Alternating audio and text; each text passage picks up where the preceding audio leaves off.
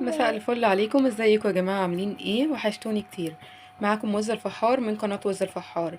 دي طريقة فراخ تنفع معاكي فاهيتا، تنفع معاكي بانيه، تنفع معاكي بانيه متشوح او مقلي.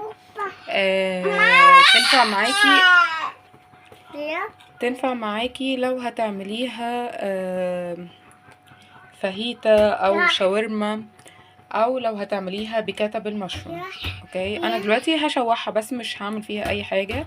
دي عبارة، انا جبت البانيه وغسلته وحطيت عليه ريحان، ملح، فلفل، بابريكا.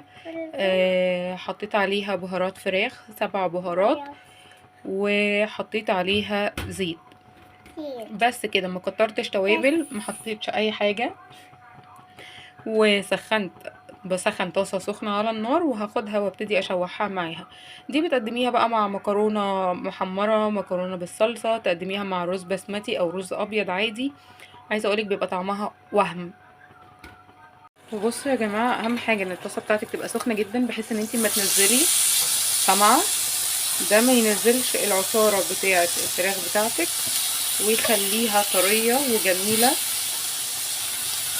وانتي بتعمليها، وما تخليهاش تنزل العصارة او المية.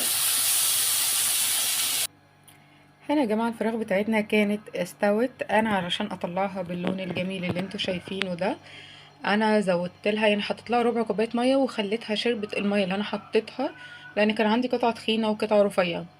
فانا ما قطعتهمش او ما رفعتهمش، وخليتهم كلهم بنفس الحجم. فقلت عشان ما فيش واحده تستوي وواحده تانية لا، فخليتهم زودت لها حبه ميه، ربع كوبايه ميه، شربت الميه واتعملت بالشكل ده. وقدمتها مع رز بسمتي وبطاطس محمره بالشكل ده، وحطيت على الوش آه رمان. عايزه اقول لكم الرمان مع الفراخ اصلا بيدي طعم فظيع.